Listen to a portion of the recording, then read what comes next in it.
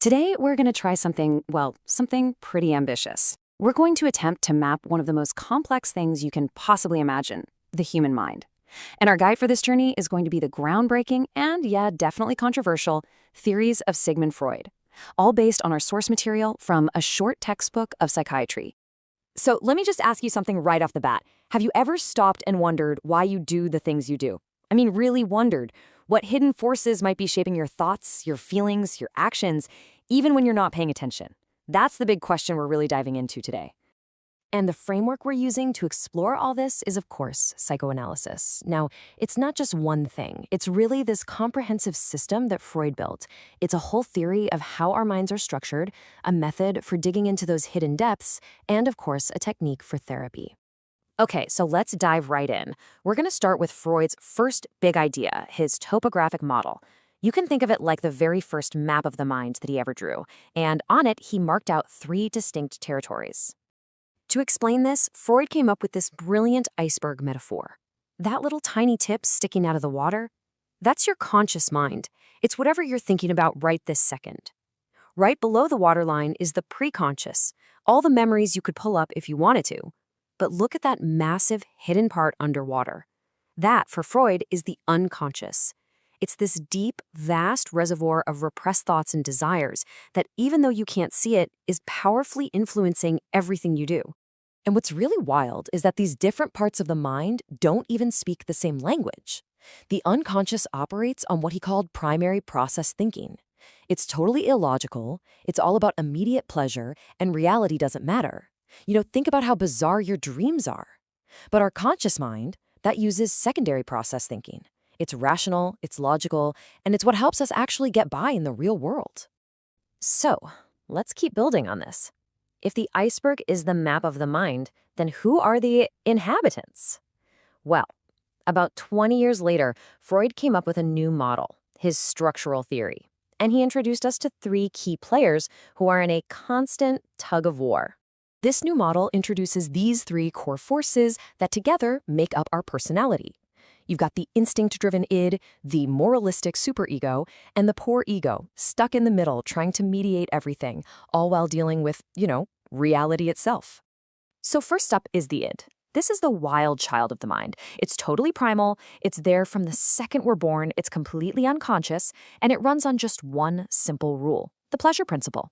It wants what it wants, and it wants it right now. No patience, no logic, no consequences. And on the complete opposite end of the spectrum, you have the superego. Think of this as your internal moral police. It's that little voice inside your head, cobbled together from your parents and society, telling you all the things you should and should not do. It's got the conscience, which makes you feel guilty, and the ego ideal, which is constantly holding up this impossible standard of perfection. And who's caught in the middle of this epic battle? The ego. The ego is the problem solver, the negotiator. It operates on the reality principle, which means it's constantly scrambling to find a way to satisfy the id's crazy demands without ticking off the superego's strict moral code. It is the ultimate mediator. So, with this constant civil war raging inside our heads, how do we not just fall apart? How does the ego manage all this pressure? Well, it has a very clever set of tools at its disposal, called ego defense mechanisms. Now, the key thing to get here, the really important part, is that these defenses are totally automatic and unconscious. You don't decide to use them, they just happen.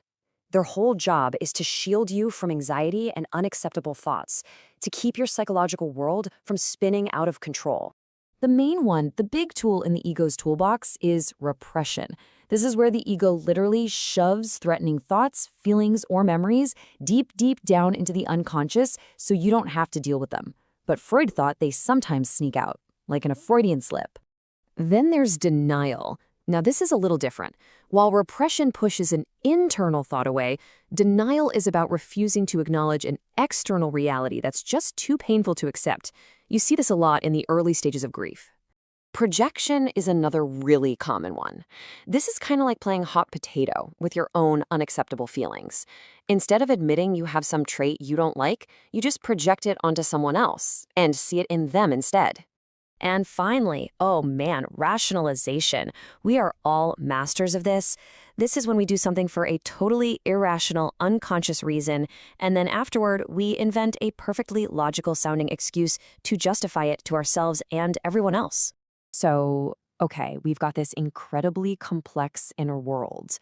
This id, ego, superego, all these defenses. Where does it all come from? How is it built?